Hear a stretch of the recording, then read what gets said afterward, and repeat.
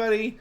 Just doing a quick transition little thing here. But how are you all doing today? It's so good to see you guys.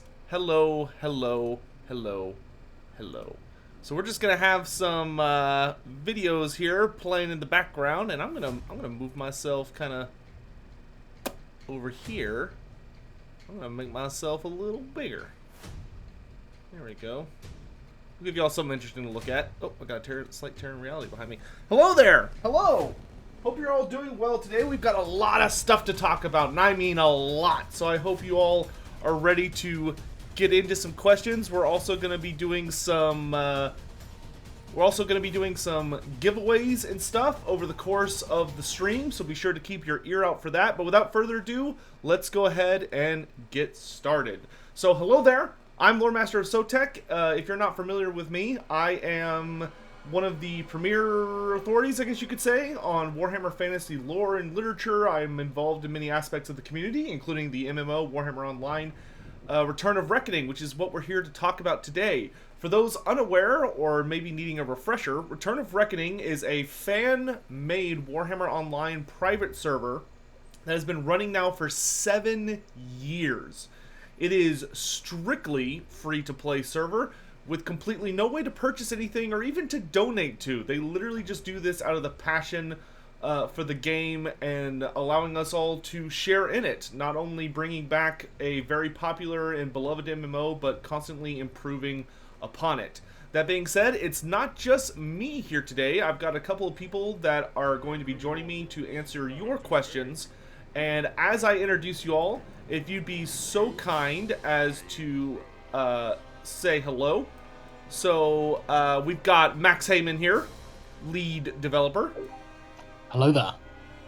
We've also got lead database developer, Liana. Hello. Then we've got lead game master, War Grimnir. Hello. Source developer, Dalen. Hello. And then head of community management and project communications, Games Bond. Hello. All right, and then just a quick refresher about what we're going to be doing here today. But the Return of Reckoning team, the people that we all just introduced, have been gathering many questions over the past 4 days asked from all of you. Dozens of topics will be discussed tonight, of which some might be exclusive just to this Q&A. The questions will be split between one group of detailed answers and another of quick yes-no questions near the end with minor explanations. And before we go any further, I'm going to go ahead and have GamesBond kind of give like a quick PSA about some stuff, and then we will be diving into the questions. And if chat, let me know if the volume's good while he's talking.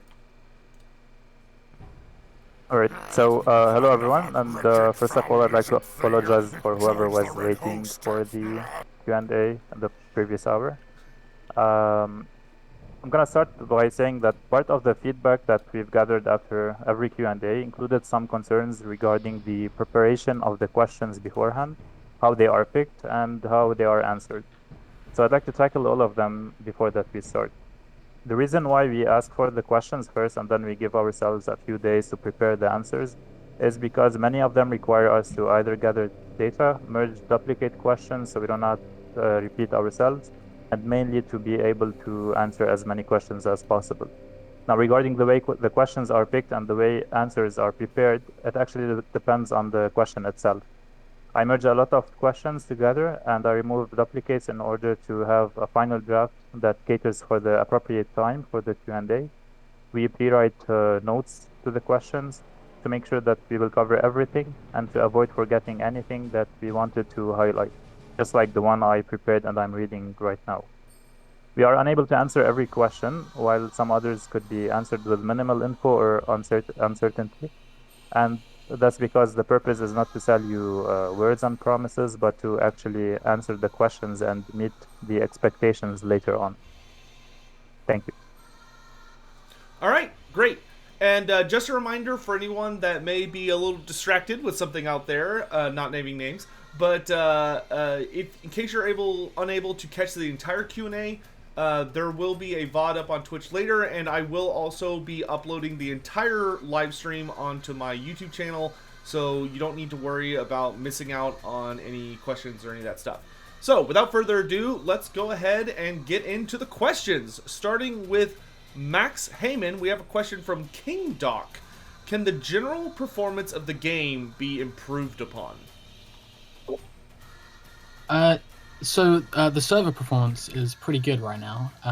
We've had issues in the past, but recently we've happily had, last year, up to 4,000 concurrent players on the server, which is, Mythic only had 3,600, and we had like 1,000 people in a battle. There's lots we could do to increase that cap further if we needed to, but at the moment we don't. In regard to the client, this is a lot harder. We don't have the code for it. It's one of those things that if we did, we could definitely explore that option, but without that, it's going to be a bit more difficult. But the gap should, as computers get faster and faster, should be easier to run a game from 2008, you hope. Okay, great. And then our next question, we're going to head over and ask Liana from Gorak. Any chance of bringing back the /Chairsit emote? Well, yes. This was disabled because it could cause some issues in RvR. To prevent this from happening again, we could imagine enabling Chairsit emote only in PvE, and or that it automatically stops when the player starts moving. But honestly, currently it is a low priority. Fair enough. Back over to Max Heyman for a quick second. We've got a question in here from Why You Mad Bro. How open is the team to adding new talents, or such as students that are looking for experience in development, or even veterans in the video game field? So we're keen to have new people join. If you're an artist, either 2D or 3D, and think you can make similar artwork, we would love to hear from you. We're also interested in content designers, so think live events, quest chains, new content. If you know a lot of Warhammer lore or something. We've struggled in the last few years to find graphics programmers to work on our map editor, which would allow us to make some new zones. But we're also interested in finding tools developers or things like that. So we have an application section on our forums. No one can read your comments; they're private, so you can post away and just let us know. Okay, great. Another question I've got for you real quick from Zolnam is, he's asking, can we get a new website for Return of Reckoning? Our current website, we had a new template designed probably a few years ago now, which made it responsive and work on mobile. So we're probably not going to update that anytime soon, just because it is still, functions, it's modern. I think it's highly functional. The forums are easy to get to, they're quite active. But we are looking to improve it over time. The armory needs a lot more work. So part of the changes we did, we moved the web server recently, and that's going to allow us to explore those options sooner. So, all right, wonderful. Games Bond, real quick, we have a question here for, before we really keep moving and hit a lot of other questions, can you actually tell us a little bit about the trailer we showed off at the start of the stream? How did we get to the point where these trailers, these videos are now reaching well upwards of 100,000 people? I mean, well upwards. Yeah, so the MMORPG market has been focusing on going back to Classic lately. So while there was a need for a new trailer to be placed on our own homepage, we also thought that it would be great to remind all these classic MMORPG lovers that, hey, there's one more game that you might have missed. So to answer your question, I believe it was successful due to a combination of reasons: the video editing, the timing, the community who engaged with the video, and of course all the viewers who kept on commenting how they've missed the game. All these together won us the YouTube algorithm, I guess, which pushed the trailer way more than we anticipated. Yeah, and I think it certainly helps that there's a lot of people who play the game have such a passionate and wonderful experience with it. I know I absolutely have a wonderful experience every time I get to sit down and play for a bit. And that couldn't happen without y'all guys. So you guys. So y'all are doing just absolutely wonderful work. And let's get back into the questions though. Let's talk to War Grimnir. Check in, make sure he's paying attention. We have a question here from Zed. Why is it so difficult, complicated, and time-consuming to report a player for cheating or bug exploitation? This is a two-part answer. The rate of players actually found cheating is incredibly low. Maybe we get a couple cases a year that can be successfully identified as explicit cheating. And this comes with an immediate permanent ban, so the threshold for evidence to prove cheating needs to be fair. Simple verbal accusations aren't going to cut it. We need screenshots, we need video. Tools for this stuff is very commonplace this year. And we're able to take these reports directly on the forums or on Discord. If we get credible evidence clearly demonstrated, we can take quick action on it. It is difficult, I suppose, for some people, but we need to have good evidence to be able to take drastic action against people. Okay, great. Makes sense. Let's pop back over to Max Heyman for a second. We have a question coming in here from One Shot. Motivation comes and goes. So, do the players and the staff on Return of Reckoning, any insight you guys want to share about the team, how maybe it's changed structurally, and how is motivation doing for you guys after the successful release of the new dungeon, Hunter's Veil? So this will probably answer why Hunter's Veil was delayed as long as it was. Originally, Grundbag was working on the sort of design and finding out all the information he could from looking at websites from 10 years ago. And Hargrim was working on coding the boss mechanics. However, with everyone that's volunteering, real life gets in the way. We had a crazy year. And, I took over working on the boss mechanics. It took a longer period of time because I was rewriting some of the underlying dungeon system.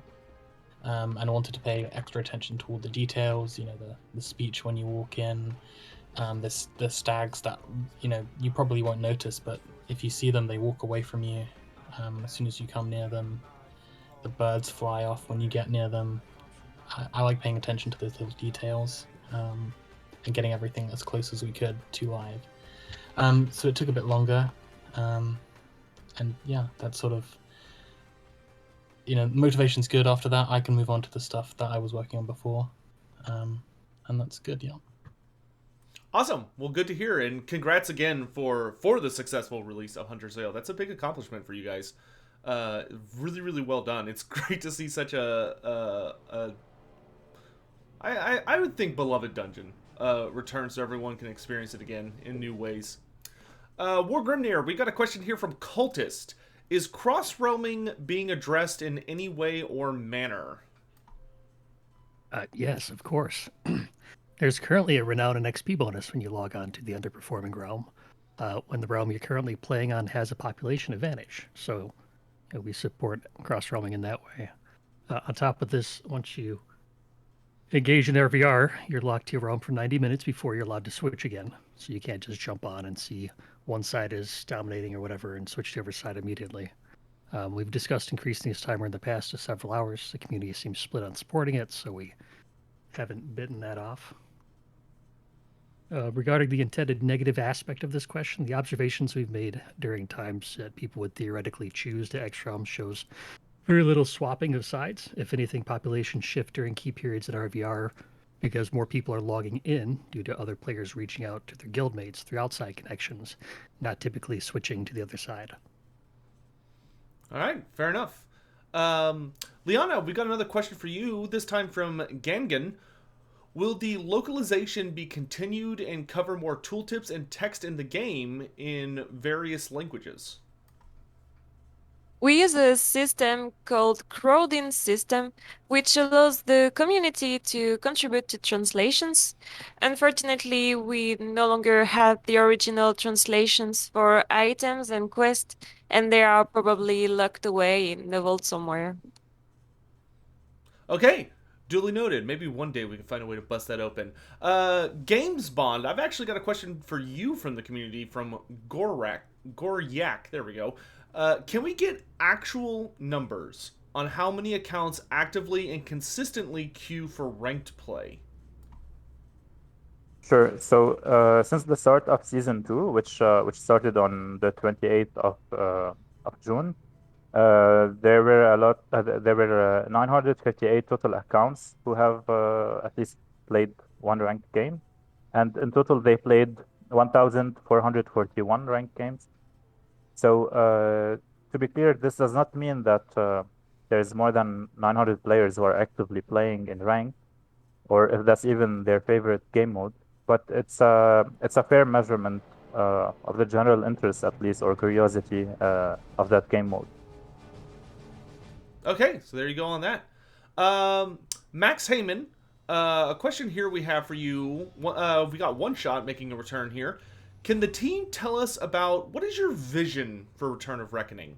As an MMO in the market right now, which is trying to push out a lot of new projects, or in some cases we even see returning to old projects reimagined in upcoming years. So in the future, what are y'all hoping to envision for Return of Reckoning? What is going to be the focus of the team, and where are you trying to take the game? Well, there seem to be a lot of big MMOs releasing this year. Well, they say they are. I mean, we still aim to be an RvR-focused MMO. I personally want to go more in the RvR direction. I remember watching the, production podcasts they did back in 2007, 2008, and some things were really cool, and they never really made it exactly in how they said they would. The feeling wasn't quite there. But I think a lot of the games are sort of missing the open RvR sort of mark. They have big battles, but they're usually like instanced in a way, or something like that. And the only sort of real thing that directly competes would be Camelot Unchained. And it's hard to really see what the final form that will sort of take at the moment. But it does look nice. But we'll see. All right. Now we're going to shift into some questions focusing on a particular issue that has come up in the community and some questions regarding it. We're gonna start with Max, and so can you tell us a little bit about why the add-on Nerfed Buttons was banned, and why, if it needed to be banned, it only happened just now after so many years of being a part of the game? Yeah, so I mean, there have been discussions going way back about Nerfed Buttons, back on live, and I heard that Mythic didn't have the resources to sort of counter it, which is probably reasonable because towards the end they didn't have many developers working on the game. And we didn't have the ability to counter it back in 2015. You can go back and look, there are threads talking about Nerfed Buttons back then and saying that, if we could, we would block it. As soon as we had like the ability to edit the client. And a couple years ago we actually did have that ability. We just never blocked it straight away. Because we had loads of other things we wanted to do. But I mean, other games like World of Warcraft have had a similar thing, where in the original vanilla client you could do something very similar to Nerf Buttons, but they kind of removed that logic when they did the classic version, and there's documentation of the API that changed during that time. I mean, I personally don't use Nerf Buttons, but yeah. Okay, and we actually do have a follow-up question to this, which is from Chicago Joe, and it's, can you share the login rates after Nerfed Buttons removal and the BO nerf? So we don't necessarily have the login rates. It's just not something we monitor in that way. But I mean, the population is monitored throughout the days and times like that. And usually, population we found gets high above sort of Christmas to February and then drops during the summer. I think this year will be the same. So from looking at the numbers, it looks like we've had around 1,400 peak before the Nerf Buttons was removed. down to 1,200 for a couple of weeks, and now we seem to be back at the 1,400 mark. It's not easy to determine what exactly the cause of any population drop or rise is. I, for one, was allowed to eat in restaurants again, so I didn't play much that week. So, Yeah, I do think with a lot of the world opening up and going through those changes and stuff, that's definitely an expected dip. GamesBomb, we have a question for you in here from Claude91, which is, what does the team, what is the plan right now to attract new players to the game? Since we cannot really commercially advertise, as in having a dedicated advertising budget or partnerships to share the game, we rely on the organic reach of social platforms, Twitch streams, YouTube videos, and of course the extra spotlight that some really kind editors provide us with. Other than that, it's all about players sharing sharing the game with their friends, colleagues, and family members. And lately, the new trailer has exposed the project to a lot of veteran MMO gamers. Okay, great. Dalen, we got a question here from KPI for you, which is, why are there some add-ons that play automatically for us, such as Miracle Growth and Gather Button, and they are allowed, but Nerfed Buttons is now blocked? So, I mean, Miracle Grow Remix and Gather Button, they automate a certain part of crafting, namely cultivating plants.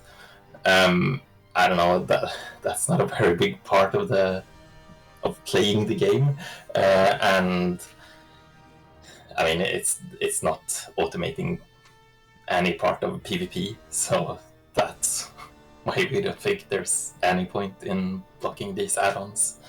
And I mean, it's specifically like automating player actions in PvP that we think we wanted to block. Makes sense. We do have a follow-up question, though, for you from Cultist, which is there any plan to modify or revamp the new Sequencer add-on? I mean, maybe, not decided yet. So, I mean, currently the Sequencer works more like the cast sequence macros in World of Warcraft. Like, they don't have all the options from them, but kind of work like them. I mean, we're aware that some players would prefer if it worked more like a priority list of abilities rather than a cast sequence. Maybe we will make it like that. But there's also some technical things with how the ability system works that we would probably have to look into to do that. Okay, great. War Grimner, we do have a concerned question here coming in from Chicago Joe, which is, do y'all have any way to ensure that all of the ranked teams are not covertly finding ways to use Nerf buttons or similar add-ons in order to get ahead in PvP? That's a great question. I'm going to answer you, but I have to slow down here for a second, Chief, because we got a whole bunch of people asking about a raffle in chat that we promised them. And I think we need the top 3 people from that sent over to GamesBomb so we can send out some rewards. Okay, let's, we could do that. Everyone in chat, do me a favor and type in !giveaway, not !raffle, and I think we will be able to make that happen. So I'm going to go ahead and order it right now. Just type it once. Just do it once. If you do it more than once, Nightbot's going to get upset, so don't do that. Just do it once. And did we ever talk about what we were giving away? That would probably be good. What are we giving away? So what we're giving away is a ticket for the exotic goods vendor, which has a bunch of trophies that you can only get by getting one of these tickets. So it is stuff that you can't get anywhere else. You can't earn in game. It is only from giveaways. All right, you heard the man. So if you want a chance to get a unique trophy to show off, that is literally, this is the only way to get it, then make sure you type in that exclamation mark giveaway only one time. I'll give you guys like another minute on it. Maybe we'll let War Grimner answer the question I just asked, and at the end of that, I will go ahead and do the roll for it. Yeah, sure. So you asked about making sure ranked teams aren't using Nerf buttons or whatever add-ons to cheat. Correct. So since we blocked Nerf buttons, we have had a couple of reports of people finding ways to get around it, and Dallin has done a great job at patching that up. Now, I don't consider anybody who's used Nerf buttons in the past to have been cheating. The add-on API allowed add-ons like this to exist for a good 13 years, and changes to that API to discourage the use of them are quite effective. We haven't had any recent reports about anybody bypassing it. Maybe this stuff just went into the background and disappeared, or went into people's private discords or whatever, but we don't expect that to be the case because of how it works. We're open to information that demonstrates otherwise. Mostly it looks like a perpetuated conspiracy theory, not a lot of actual practice. There were a few early attempts reported patched out. If you're being told somebody has a version of Nerf buttons that is working, you're probably being trolled. People enjoy this. They like to make you think that somebody's beating you unfairly because it entertains them to watch you worry about it. It's not real. You're just losing because the other team is better. You mean it's not just they're cheating, it's my fault? I can't. It'd just be a lot mad. easier to deal with if it was cheating. But yeah, we don't have any actual demonstration of that.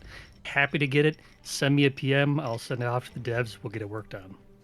All right, sounds great. Now, real quick, before I hit this roll button, Mr. GameSpawn, how many people am I rolling for? How many winners am I selecting on this particular showdown?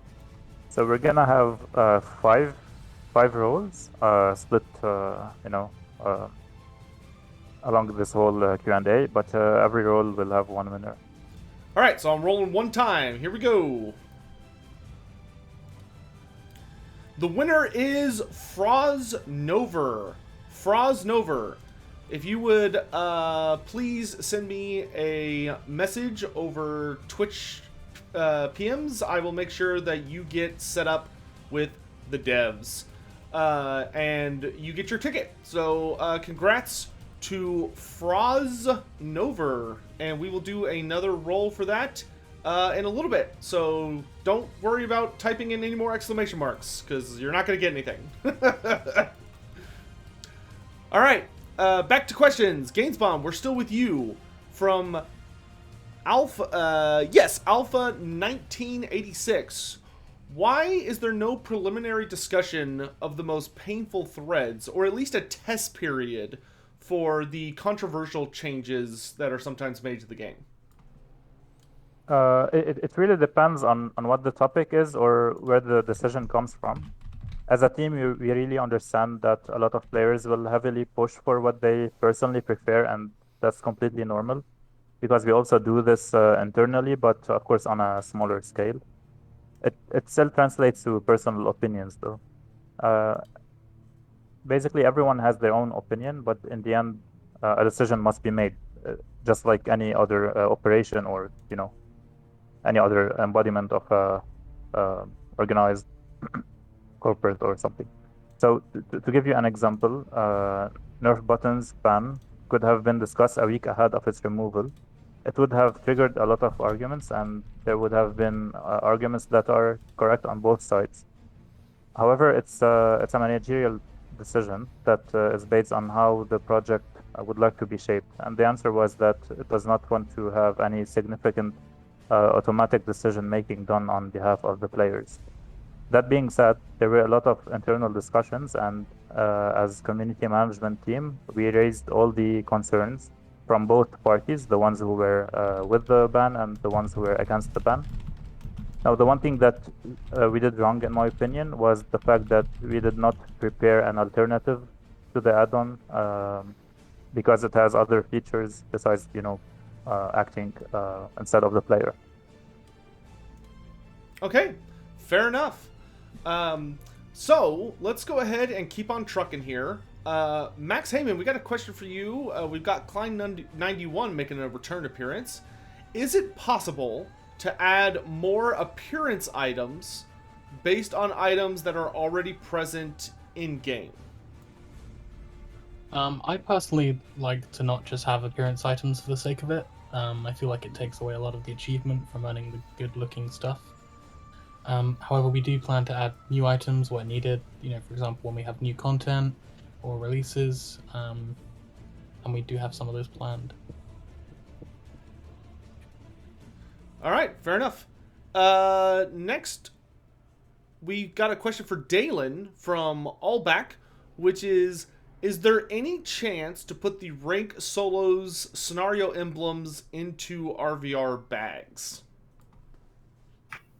No, that's not something we're planning to do. I mean, different content has different currencies for a reason. And RvR already has armor sets at almost every level. It has high-end weapons. It has jewelry sets as rewards. So I mean, there's things that could be improved about the open RvR, but lack of gear rewards is not really the issue about it. Okay, fair enough. War Grimnir, next question is for you from Chipsy. Do y'all have any plans of creating alternative invader gear sets with different set bonuses? I'm not opposed to this concept. There haven't been any solid plans to do so. Since you're asking, hey, how about this thing? Could you do this? Do you think about it at night when you try to sleep? No, I don't. This is a suggestion and not a question. I would expect any further itemization, however, to come alongside changes to how the gear is acquired. Adding new stuff is best accompanied with reasons to get new stuff, so we can use it as a carrot to drive player engagement. So if you're asking about if we're going to make changes to invader gear, I would expect that to come alongside how you acquire that invader gear, which currently is through forts. And forts, getting changes might be a thing that could happen one day in the distant future, 2 weeks. Oh, okay. We have another question for you here from Kid Crest Hill. Will there be a merchant made available to trade sovereign gear sets from offensive to defensive like there was on Live? No. The 3 royal sets were designed as individually collectible and appealing to different masteries and playstyles with unique set bonuses, procs, granted abilities, different appearance, trivializing the amount of time that it takes to collect these top-end sets with an item-swapping merchant is very much not on my roadmap. These are long-term endgame goals to strive for, not appearance gear to swap out on a whim. Okay, fair enough. But speaking of roadmaps, do we have any news or updates that you can give us for a roadmap revolving around royal weapons? And are there going to be more scenario weapons like we talked about in the second Q&A, which was the last one? I would expect the next tier of scenario weapons to come with Ranked Season 3, provided everything goes well with this new game mode. It's looking very polished. Initial reception is encouraging. There's been a few bumps we were expecting. And although we're not remotely close to releasing royal weapons yet, there are many weapons to be released for dungeons still. Initial notes regarding city weapons would be related to highly performing city instances and city scenarios. Keep in mind we still have Lost Veil with all the dungeon boss weapons, the epic name weapons from the World Tree boss. We have the Soul Vessel weapons from Land of the Dead. We have the named epic weapons from the Colossus of Xandria still pending release. Everything comes alongside content for release. Okay, awesome. Let's kind of pivot here and talk a little bit about some community-related questions, starting with Games Bond. We have a question here from Nowgrim, which is, will there be a special event or title or cosmetic or something for the first player who reaches Renown rank 100? Sure. So before that I give the answer, how about we do another raffle? So we can Another get raffle? winners. Yeah. All right, guys, you heard the man. Type ! giveaway in chat to enter the raffle. Once again, we will be giving away a ticket that's going to allow you to acquire a unique trophy that you can only acquire by showing up to these giveaways during these Q&A streams or other future streams that may have this in the future. Type in !giveaway just one time, so you don't upset Nightbot. It is a cruel mistress. And while people are entering for that, why don't you go ahead and answer the question for us? Sure. So there will not be a special event to the first player who hits renown rank 100. However, there's a special title that is already present in the game. The reason why we won't do any special event because putting individuals in the spotlight as a small project often ends up in a misunderstanding and a bad image for the team. Okay. Even if the intention was right, but it's usually misunderstood. Yeah, that is definitely easy to understand. A lot of those things can get a lot of it's just a messy thing, especially when it's an exclusive like that. But on a more interesting little thing here, let's go ahead and do a roll and see who's gonna win a ticket. And fire. The winner is Taxon Zero. I will type that in chat. Taxon Zero. Congratulations, you have won a ticket. Make sure you send me a whisper or a PM on Twitch, and I will make sure that with your character's account name, and I will make sure that you get all set up, my dude. Congratulations, and make sure you keep watching, paying attention, folks. We still got some future giveaways later in the Q&A, so if you haven't won a ticket yet, you still might. Let's pop over to Max for our next question, which we have from username Cultist. Are Twitch streaming rewards, so the next Twitch streaming reward event, is it on schedule?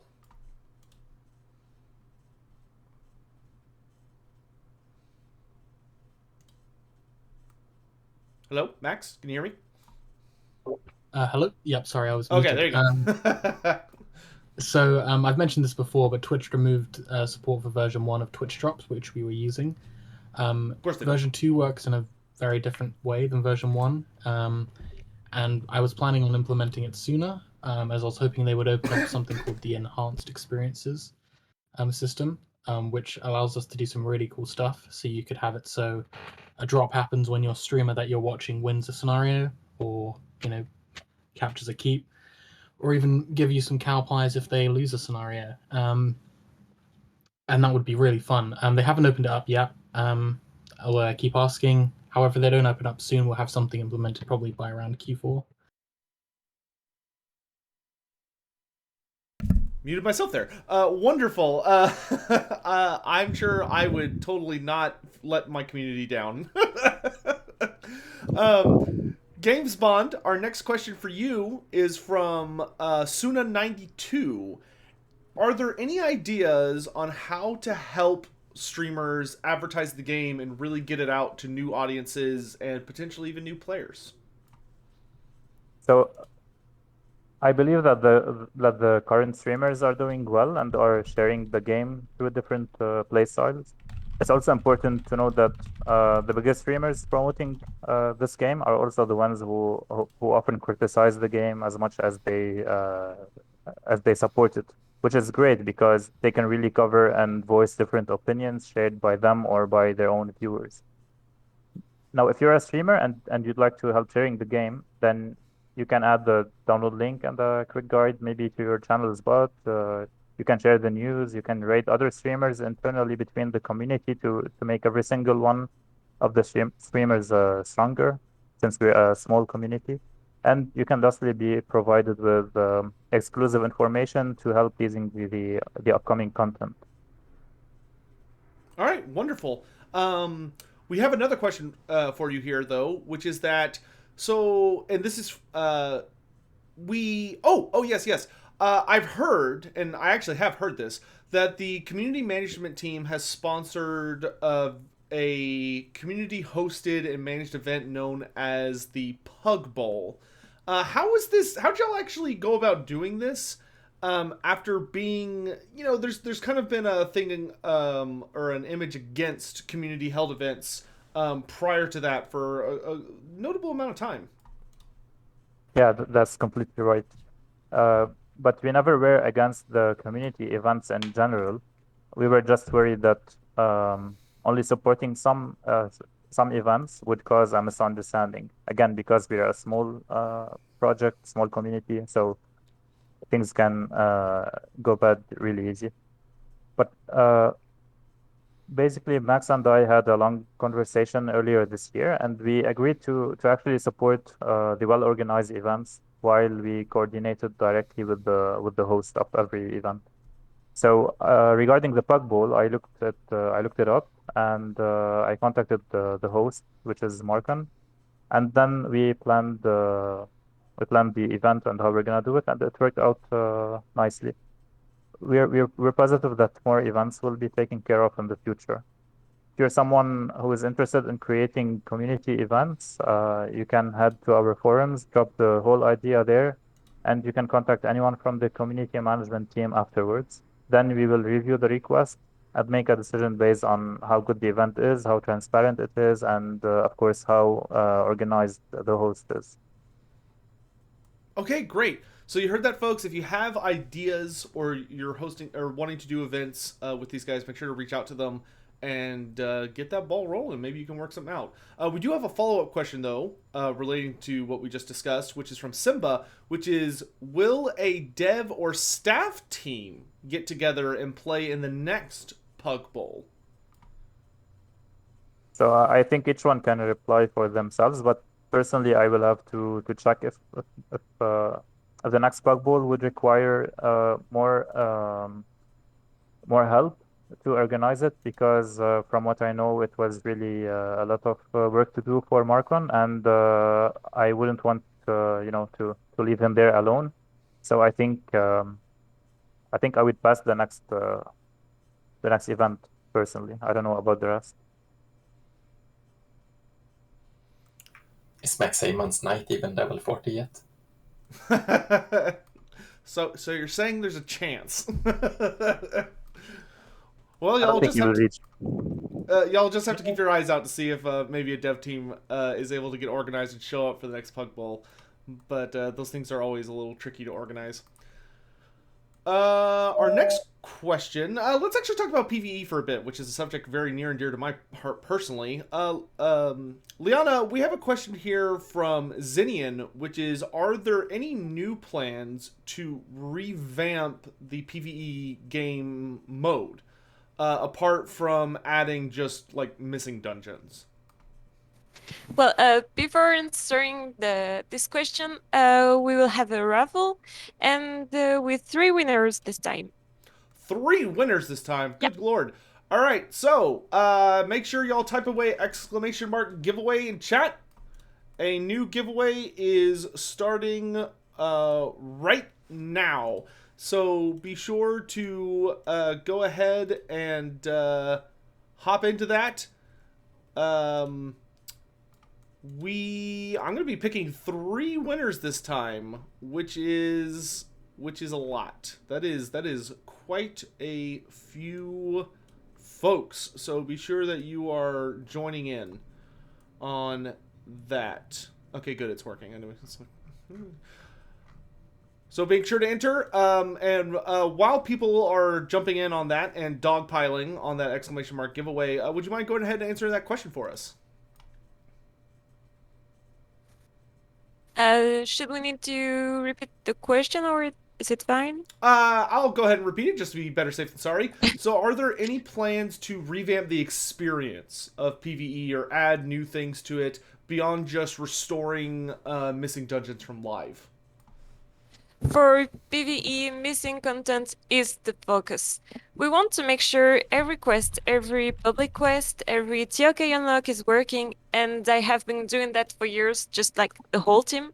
As new features are implemented, we can go in and fix the PvE content to be more like it is meant to be, which usually means like it was on Mythic. Dungeons will come, and I am sure we will reevaluate the wards and rewards of dungeons in the future as we have more dungeons available. Okay, great. And I think that's been enough time. Let's pick some winners. So winner number 1 is Wyve Blood, WYV Blood. I'll go ahead and ping you in chat real quick. I can type. There we go. Make sure you send me a PM. That way I can make sure you're all set. And then the second winner is Meridius. Meridius is the second winner. Fire in that. And then the last winner for this roll is going to be Taz Mora. Oh, Nightbot's announcing it for me. Good job, Nightbot, actually being useful for once. That's a surprise. So make sure those individuals reach out to me and in Twitch PMs. That way, with your account name as well in game. That way, I can be sure that the devs are able to reach out to you guys and make sure you get your tickets. But while that's all getting sorted out, we do have a follow-up question for you, Liana, which is, are there any future level 22 public quests in the works? Well, in fact, it was Chapter 22 PQs, just to correct. The Chapter 22 public quests are directly related to the chapter stories you experience or meant to experience as you level your character through the tiers. We are looking at some future public quests in some new upcoming content, but they won't be Chapter 22, but maybe equivalent. Ooh, that sounds very exciting. All right, wonderful. I look forward to hearing more about that. Let's pop over to War Grimnir for a second. We have Chips Ahoy making a return as the asker, and his question is, could the Beastlord monsters have their respawn timers reduced? So, lair bosses on the live server, and to some degree here with the bosses not included in the Beastlord quest lines yet, were pretty simple trash. They had 6-hour timers. At best, they dropped rank 39 blue gear. Most of them dropped rank 36 blue gear. The timers on the current lair bosses are between 90 to 120 minutes. We stagger them a little bit so that people don't know exactly when to log in after getting one killed. There is a timer debuff on the corpse, but that's not accurate to what it actually respawns. These bosses provide significantly better gear than on live, and they work as a gating mechanism to the Veilwalker set from Hunter's Veil, which allows you to bypass several other tiers of gear. It's basically Invader level gear in Hunter's Veil. So the reward to time invested is already extremely friendly for new players compared to other forms of content, and I wouldn't expect to lower the respawn timers on these Beastlord monsters any further. Okay, thank you for the answer. Max, our last question in this particular segment is from Cannon Fodder 1, and his question is, why is there no influence system tied to Hunter's Veil like there is in the other available dungeons? We decided to do the rewards for Hunter's Veil by having the player complete quests. This was partly due to a lot of the instancing. It was partly because of the instancing dungeon system that we changed, and it allowed us to do certain things such as relogging into dungeons, which reforms the player's group, better restore the dungeons when the state of the dungeon, when the server restarts, or if a player wishes to resume the dungeon at a later date, which previously would cause the dungeon to not break and not be able to be completed. This also allowed us to build upon some of the rich lore in the zone in the form of quest text, sort of match that nice, rich lore feeling Hunter's Veil has. And yeah. Okay, wonderful. And let's see here. Our next question. There we go. Has to go. Let's talk about some RvR stuff. Starting with Dalen, we have Suwana92 asking, can we expect any system that buffs the side that is not able to reach the opposing city after, say, a week, for an example? So before I answer that, let's do 3 more raffles. Oh my gosh, 3 more. Okay, so chat, whenever you're ready, type in !giveaway to be entered. And while he's answering that, you'll have your opportunity to hop in. And we're going to be picking 3 more winners. And in the meantime, Dalen, if you go ahead and answer the question for us. Yeah. So it's not really something we have planned. I mean, we'll see if we do it as part of some bigger revamp of the campaign system and so on. There was, like Max previously mentioned, a bit about actually implementing some of the stuff Mythic had planned, but that never made it into the final game. You know, like after you defeated the enemy king, you were actually supposed to capture the enemy king for your realm, and there was supposed to be like a rescue mission to I remember that. rescue your king from the enemy and so on, and then you got some sort of realm-wide buff when you did that, and so on. So there's like bits and pieces in the client left from that type of content. There's also bits and pieces left from when you defeated the fortress lords to like, then you could spread the tale of the enemy fort lord's defeat and that sort of stuff. So I mean, we might implement some of these systems when we do some more RvR campaign rework, but we don't really have any exact plans for that yet. Okay, gotcha. All right, so let's go ahead and pick some winners here real quick before we move on to the next question. So our first winner is going to be X Racers. X Racers is our first winner. So make sure that you send me a whisper on Twitch, my dude, so you can claim your prize in game. We've also got, next roll is, we got Modapony. Modapony? Yeah, Modapony. We're going to go with that.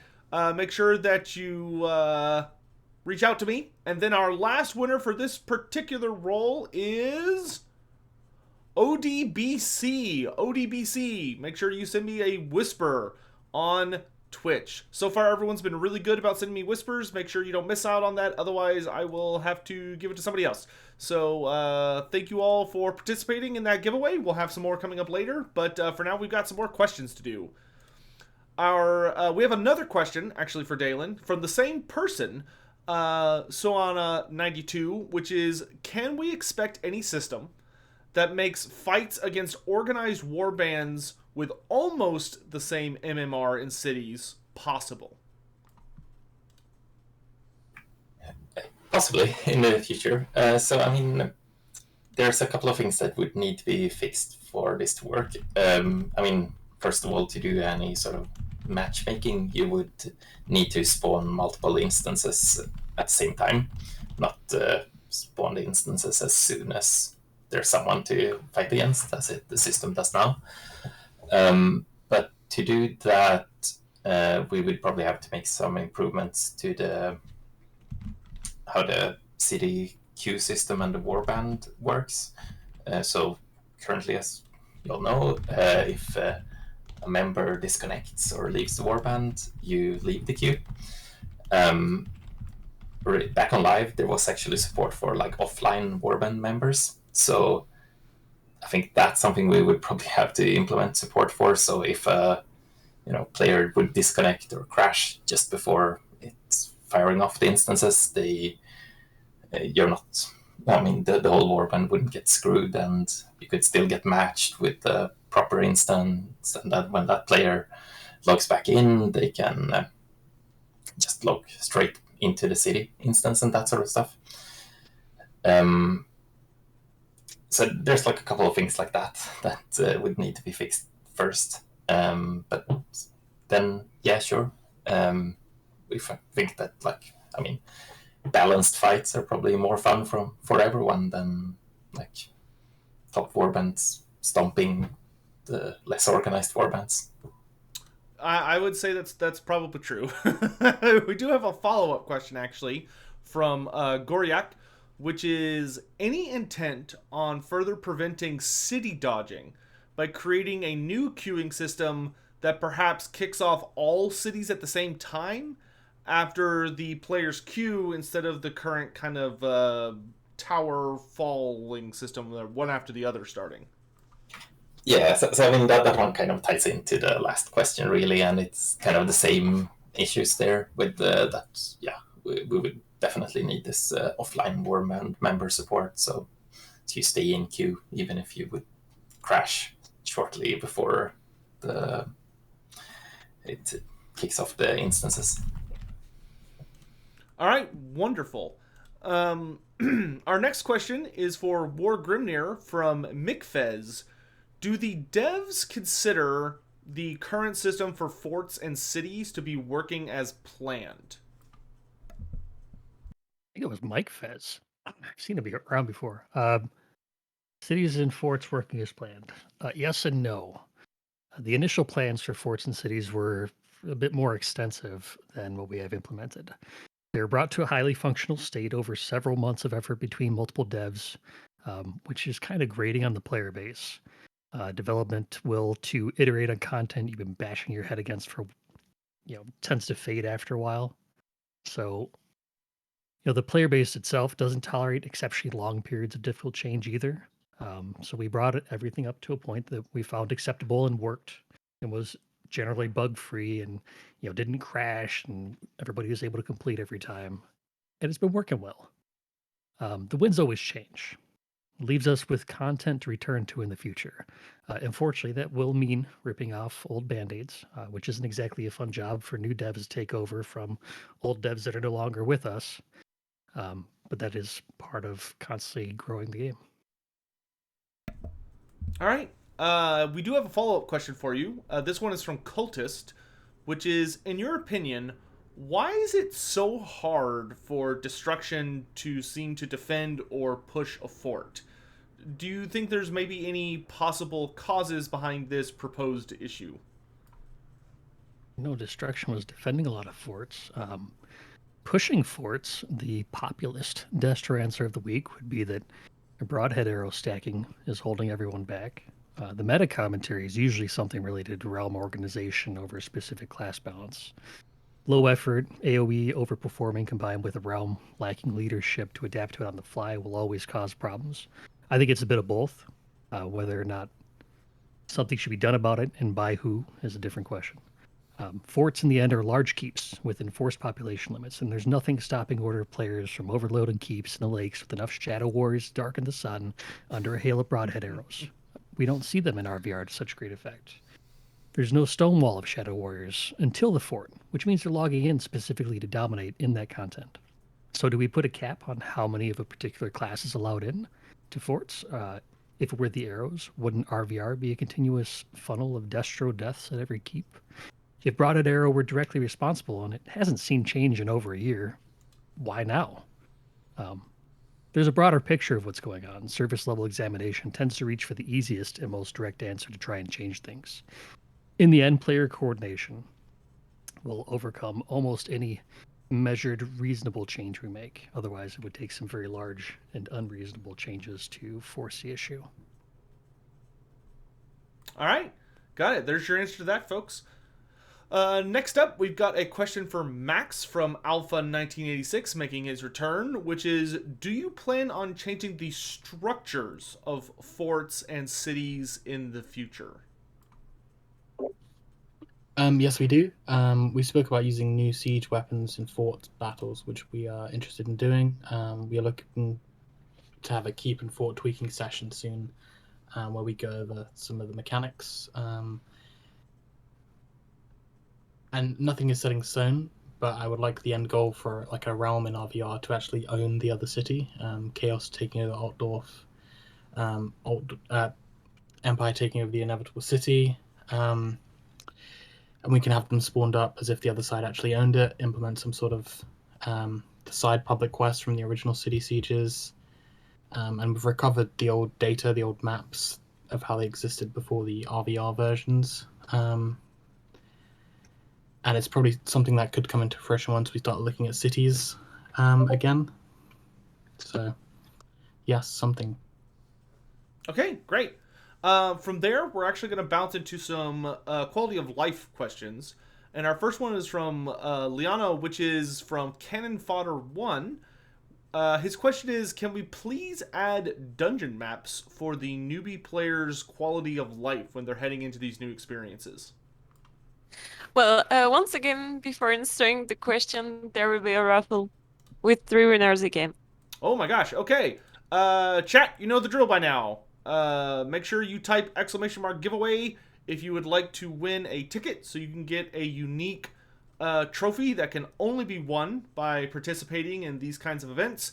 So !giveaway just one time, and I will be choosing the winners after we get a question from Liana on whether or not we will be maybe getting dungeon maps for new players. Well, as you may know, with the release of Hunter's Veil, we added the first map for dungeon, and with the great feedback we have had from it, we are looking at adding them for the other dungeons because we are aware it's a really good tool. All right, great. And that is wonderful to hear. Those dungeons can be a little bit of a maze, so it'll make it a lot easier to be able to know where you're going or where you're at least. So with that, let's go ahead and choose our 3 winners. Winner number 1 is Zerg TV. Zerg TV is our first winner for today. For this particular giveaway. Our second winner is Tugs Turk. Tugs Turk, make sure you send me a whisper or what have. And then our last winner for this particular giveaway, though of course there will be more later on, is Cloner Fagling. Cloner Fagling. So Nightbot announced who the 3 winners were. Make sure you send me a whisper if you would, please and thank you. So let's keep on rolling. Our next question is for Dalen, and this is from Dabbert. Dabbert asks, with the increase in shard drop rate, will the team consider adding boots or gloves to kill drops and making them bind on equip like they were on live? So I assume this is about like the Sovereign and Warlord boots and gloves that he's wondering about. And no, it's unlikely that we'll do that. I mean, they were only made to drop from kills right at the end of the live servers, when Sovereign had been nerfed to like a RR65 set, and they had added like Doomflayer and Warpforged, so 2 more tiers of higher sets. When Sovereign was the best armor set in the game, like it is on Return of Reckoning, then it didn't drop from player kills. So it's unlikely that we'll do that. Okay, wonderful. And just a quick heads up, folks, I am still needing to hear from 2 of the winners that I announced just a hot second ago. So, let's see, who were those 2? Tugs Turk and Zerg TV. Make sure you send me a whisper. Tugs Turk and Zerg TV. Please make sure that you send me... Oh, there's Tugs Turk. So Zerg TV, please make sure that you send me a whisper. All right, our last question for the quality of life section, at least this part of it, is for Liana, which is from My Bulldozer. He asks, both outer postern doors at Thickmuck Pick, which is, for anyone confused, to keep in the Badlands, are facing the Order War Camp, making easy access for Order. Could they have a outer postern facing the Destro War Camp at Thickmuck to try and level the playing field in that particular issue? Well, I'm afraid it would be difficult to add this postern correctly, but I personally think this kit is missing an outer postern on one side. This is not really to me a question of real mech quality, but a question of general quality. Indeed, you are meant to be able to find outer posterns evenly distributed around the keep, mainly for a keep like this one with outer walls that surround the whole keep. Okay, thank you for the answer. All right, so now we're heading into some really fun questions, which these questions have to pertain to possibilities, things we might see in the future. And our first question, which is from the returning asker one shot, is for Max. And this question is, can world editing happen more freely now after we saw the addition of the Garden of Quoth being purely homemade?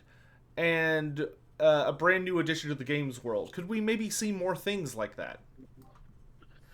Yeah, we've expanded our game building functionality. The garden was our first big object that we imported into the game, and we've been building many bigger pieces, which we weren't able to do a few years ago. And we can get these models into the game really fast now, to the point where we make the model in the 3D tool and we can click one button, it's in game, and we can see it.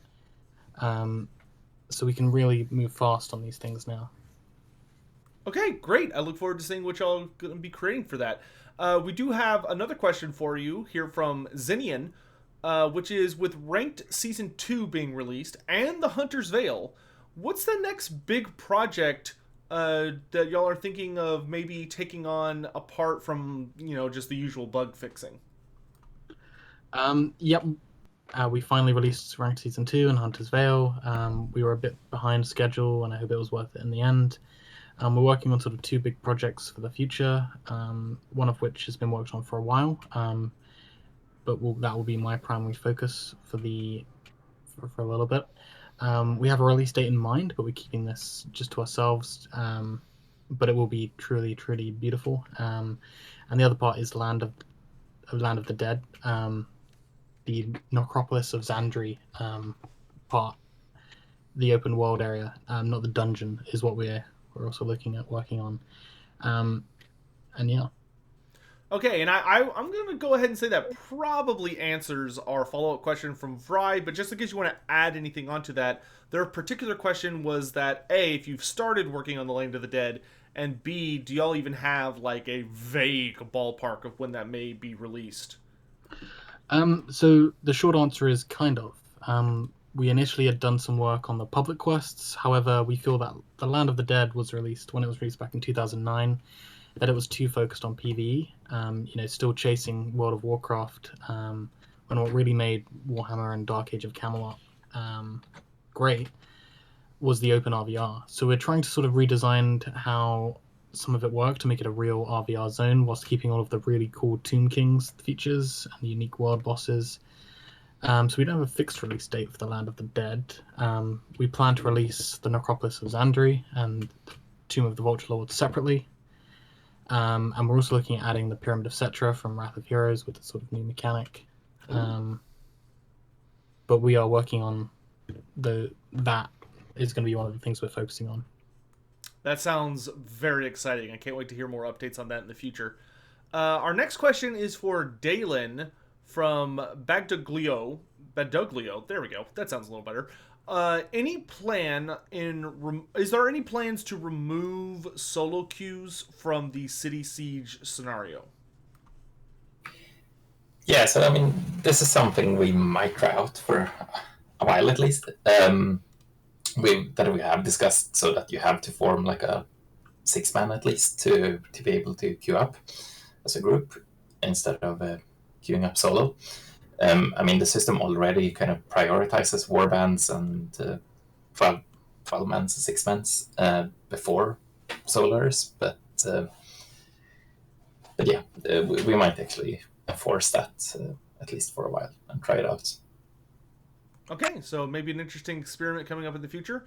Liana, we've got our next question for you, which is, see if I can correct my voice enough times in that.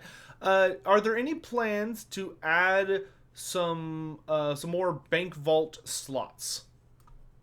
Well, not right away. We need to work out if we can actually get it to work first. Okay, fair enough. We do have a follow-up question. Chicago Joe here returning, which is it possible to add an account-related vault with shared currency between characters? We haven't looked into the specifics, but it should be possible it's in some way. However, the motivation will come if we can perhaps decide how the shared items would work. What items would be shared? Maybe someone could make a forum thread about it to give us some ideas. Okay, so for anyone that has thoughts on that, make sure you pop over to the forums and get busy suggesting ideas and chatting with your fellow players. Next up, Max Heyman. We've got Dabbert swinging back here with a question, which is, are there any plans to merge the ward saves and unlocks from PvE and Open RvR similar to live, or at least eventually? So with Mythic, the content was designed to last a lot shorter than we've had to. They released the first big content patch, Land of the Dead, about a year after release, and they were planning on the Vampire Counts expansion pack, Blood Hunt, for not too long after that. Meaning they didn't mean for all the dungeons before that to last longer than really a year, and we haven't had that luxury. So we've had to make it last a lot longer, like 7 years. So probably eventually we'll come to start merging them. But once we catch up a bit, then we'll look into going back and refining the experience. Okay, wonderful. We do have another question for you here. This one, though, is from Brestier, which is, can they get some dedicated areas for specifically guild versus guild battles or events?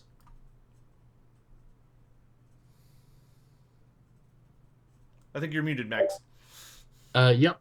So it's possible, but I think the problem would be organizing these would be a bit hard and would mean they'll be infrequent.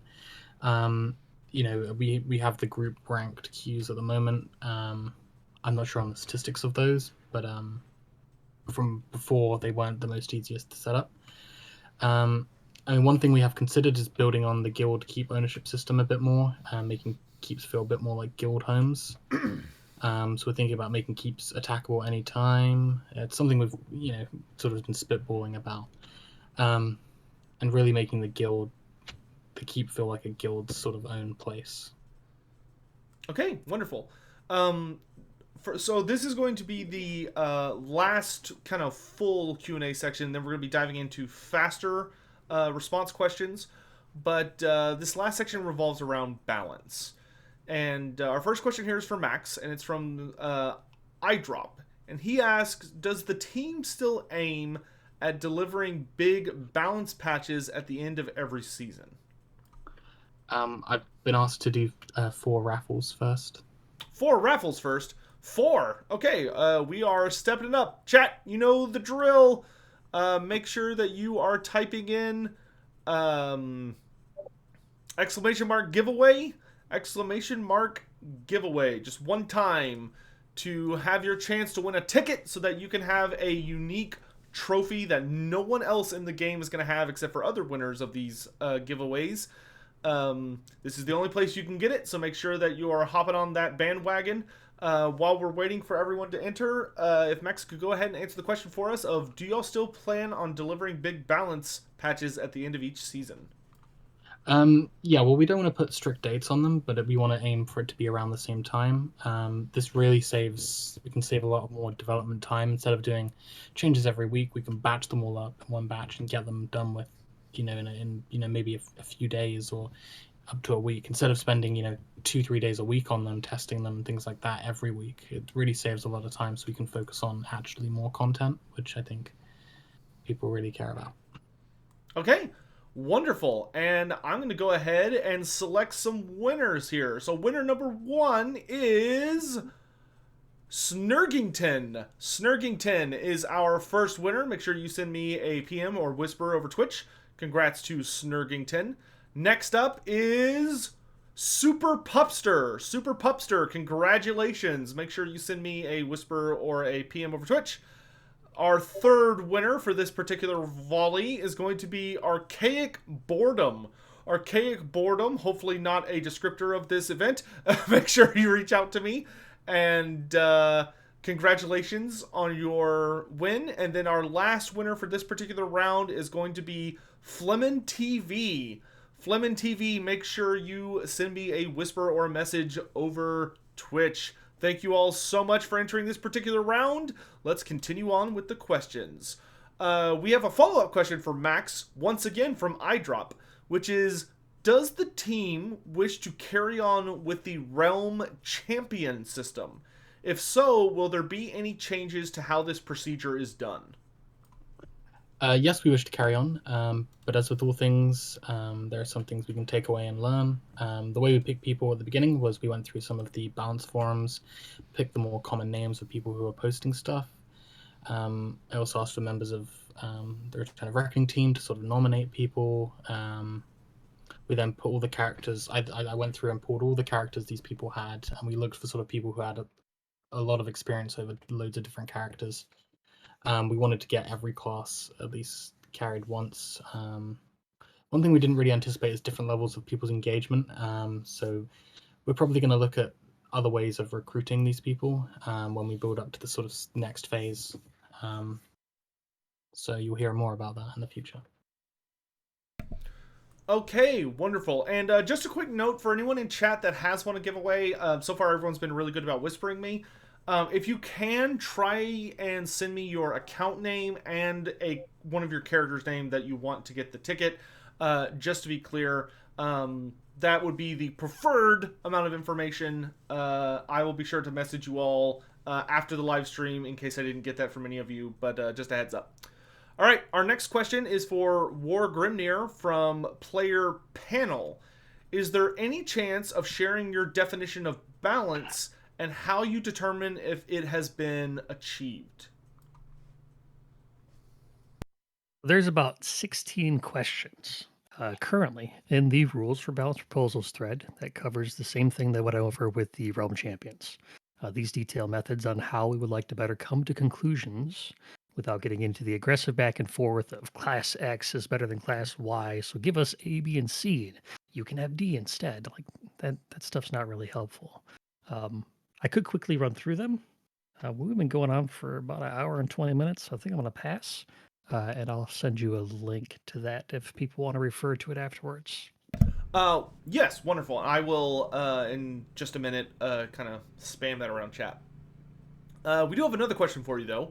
This one's from Ravzar, which is, very few classes have multiple functional specs and are more set into one style or spec, at least in...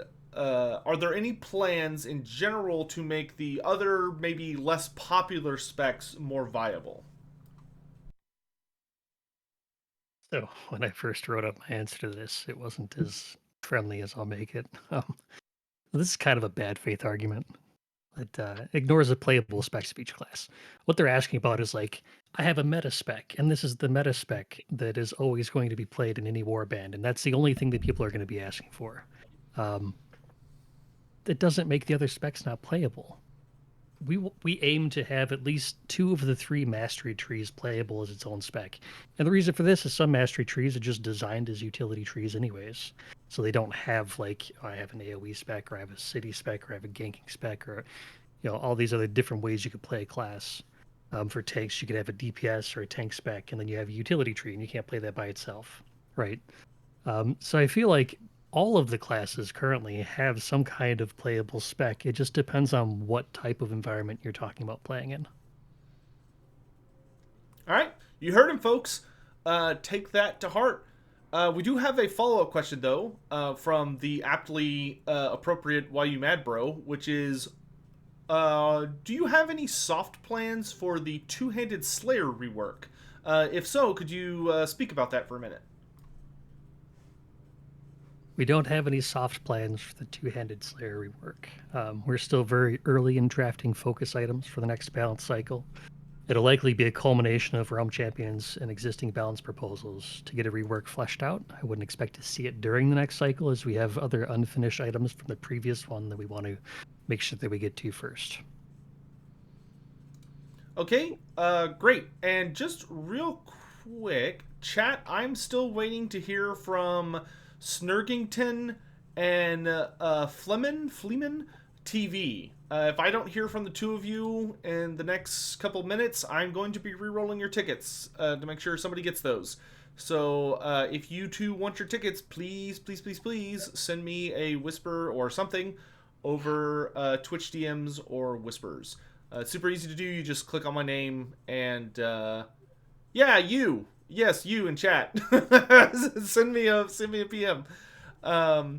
So yes, you have won, and so is Snurgington. If anybody knows Snurgington, tell him to pay attention.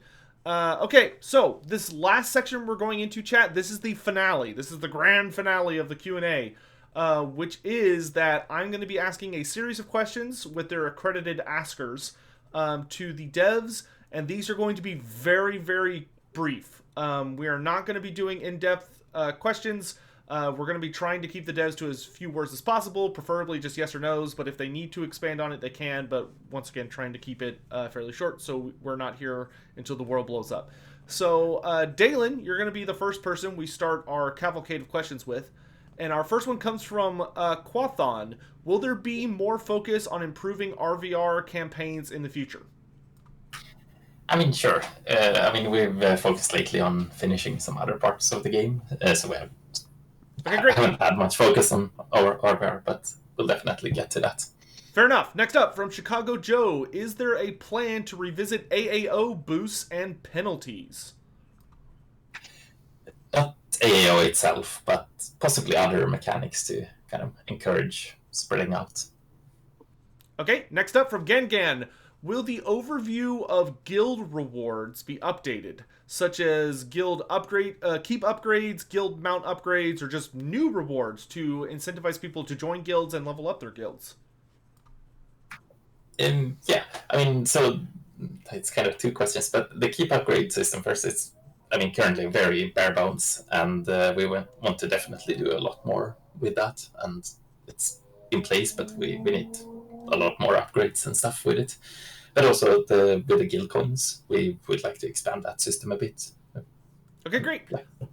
Next up, we got Cannon Fodder 1 returning. Are there any plans to make the arena a more exciting and tempting part of the game?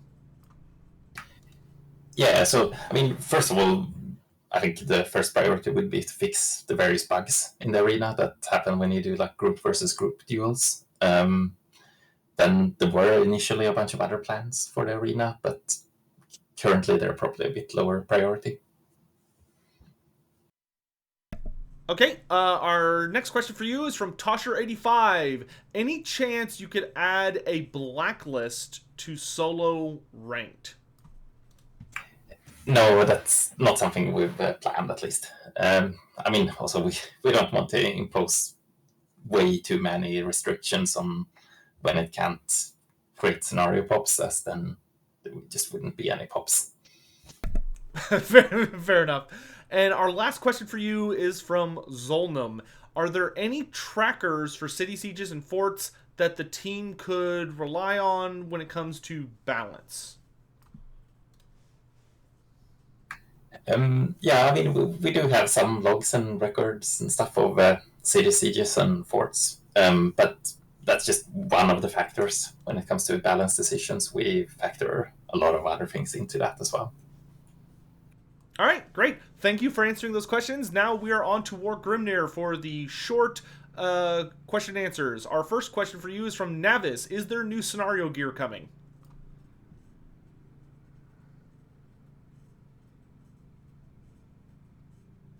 War Grimnir? Oh, do you have to step away for a minute? Muted, maybe? No, I unmuted. Ah, there we go. So season 2 just released. I'm guessing this question came up before it, so we did. Okay, wonderful. Next up, Yeehaw asks, are there any plans to address Shadow Warrior's Broadhead Arrow ability? I feel like we've talked about this. Not immediately. It will probably come up for discussion for the Realm Champs through this next rank season. Okay, next up from Gengan. Any plans on reworking some of the more or less useful tactics? The low-level core tactics are typically not intended to be used at high levels. That's why you get them at like level 11, 13, 15. The mastery tactics that are bad, we will definitely address and make sure that those are worth specking points into. Okay, next up from Evil Spinry. Is there a plan to review the previous nerf of the White Lion Bleeds, which drastically affected the single target damage for it? Nope, the only thing we currently have for White Lion is pet pathing and bug fixing. Okay, Sinisterror. Are there any plans to reduce AoE cap back to 9 whilst making all melee DPS classes being really able to participate in large-scale fights? No. Okay, next up from Ravzar. Are there still plans to rework Shamans and Archmages? Yes. Okay, up next from Tesk. Are there plans to review the Slayer's insane damage output and its Rampage ability? When we review the class, we will take a look at that. Okay, next up we got Med V. Will you be looking into the Sorceress / Bright Wizard to make them more viable in ranked play? Ranked is not a direct factor for balance decisions. Alright, next up we've got Orontes. Do the devs have any future plans for the melee Squig Herder? Nope, that's where we want it to be. Okay, Everden asks, are there any plans to make Get to Choppa consume the rage of the Choppa so it won't be as spammable? No. Alright, we got Orontes popping back up again. Given Napalm and Mist were both independently nerfed, will devs consider returning pet bonus damage to the prior 40% model? These changes were not directly related to each other. They were done independently of each other. Okay, and then our last question for you comes from Chipsy, which is, do you think y'all will ever ditch the flat stack tactics? This is very possible. Flat stack tactics are too often a required tactic rather than an interesting option like tactics are supposed to be. Okay, thank you so much for answering those questions, and the final person we'll be chatting with is Max Heyman. Max, our first question comes to you from Goriak, which is any possibility of adding some item or something to Hunter's Veil to make it more attractive to farm once you've completed the set? Yeah, we plan on adding more items to Hunter's Veil, especially with the reoccurring Wild Hunt live event. Okay, our next question is also from Goriak, which is, will guild trophies ever be released in Return of Reckoning, as they've been posted under Coming Soon since the original game was out?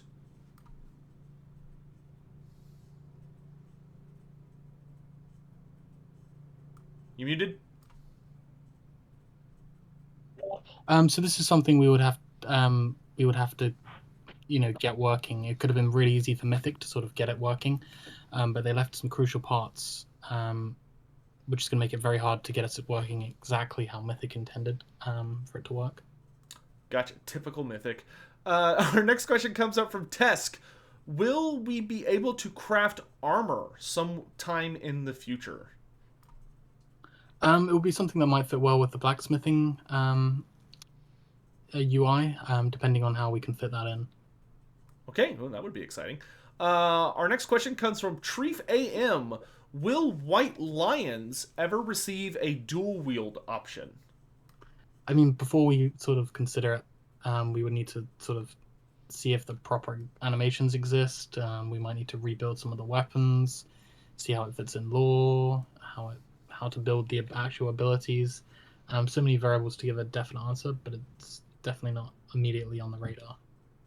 Okay, and then our last question is from Jinian, which is, are you working on any brand new content you can tell us about or hint to us about that y'all made yourselves?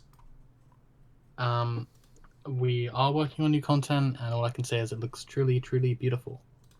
I cannot wait to see what it is. And that is it. That is our final question. I am going to do one last roll on the giveaway because I never heard back from one of the people, despite pinging them many, many times. So I'm going to do one last roll, and then we are all done. So chat, if y'all want to go ahead and type in ! giveaway to win that last one. While I thank all the devs, thank you all so much for coming out. This was an absolute blast. If y'all have any closing words or thoughts, feel free to chime them in. But this was wonderful. Thank you for having me out, and thank you all so much for coming by. What if instead of Thank you. having one last you. roll, we have 5? 5 last rolls. Yeah, how about that? Is that plus the guy we're missing or with the guy we're missing? Yes. Okay, so 5. So we're doing 5 last giveaways because the devs are just truly generous. But yes, thank you all so much for coming by. This was a lot of fun. All right, chat, get in those things. If there's any closing thoughts, anybody? Going once. Well, I just want to thank everyone for joining and participating in the chat and the giveaways. And I hope we answered as many questions as possible and as clearly as possible, with the regards that I mentioned earlier, that some questions may or may not be answered fully, and that's as a precaution for whatever we have in the future or whatever we can do in the future. Fair enough. And just a quick note, for anyone in chat that maybe stumbled into this, maybe you're from my community or from somewhere else on Twitch and you're like, what the hell is going on? If you have never heard of Return of Reckoning, you should check it out. I think we actually have an !RvR command, but I probably would not use it in chat right now because chat's very busy. But feel free to get the game. It's totally free to play, and it's a wonderful experience. I can attest to it. It's got all sorts of wonderful things to play. If you missed any parts of the Q&A, the VOD will be live for anybody to watch. You don't have to be a subscriber or anything like that. And I will also be uploading the VOD onto YouTube as a big standalone video. And my green screen is going a bit crazy. That's okay, we're almost done.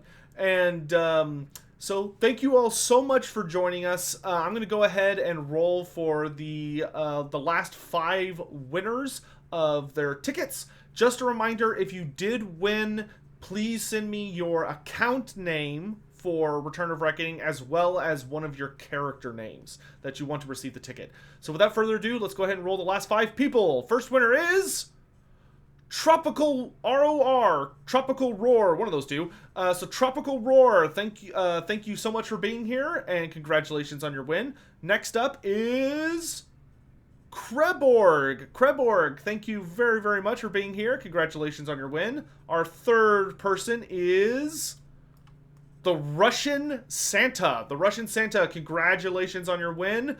Our fourth winner, Owen 10. Owen 10, congratulations. Make sure you all send me messages. And the final giveaway winner for today is none other than Dick Bill. Perfect. So thank you all so much for participating in the giveaways and coming by for the Q&A. This was a blast. This is the third one that we've done. I will actually have a playlist of them on my YouTube channel if you ever want to have an interest in checking out the past Q&As as we continue to improve on the format and learn more about the game and the devs and how they are working upon and building this amazing project. I do have a link that hopefully War Grimner will be sending over to me in just a minute that I will be posting in chat as I'm kind of like playing the outro music and everything for anyone that wants to check out what he talked about earlier. And I will also have that included in the pinned or the description and the pinned comment when I make this into a YouTube video, so you have easy access to that. Thank you all again so much for watching. Thank you for joining me. I know a lot of people in my chat are curious if I'll be streaming later today, maybe this evening. I've got to run errands and do things in the real world, so I gotta take care of some stuff. I'm gonna go ahead and play some outro music. Thank you all very, very much for watching. I hope you all have a wonderful day, and we will see you guys around. Please enjoy the music, and I'll catch you guys next time. Thanks for watching, dudes.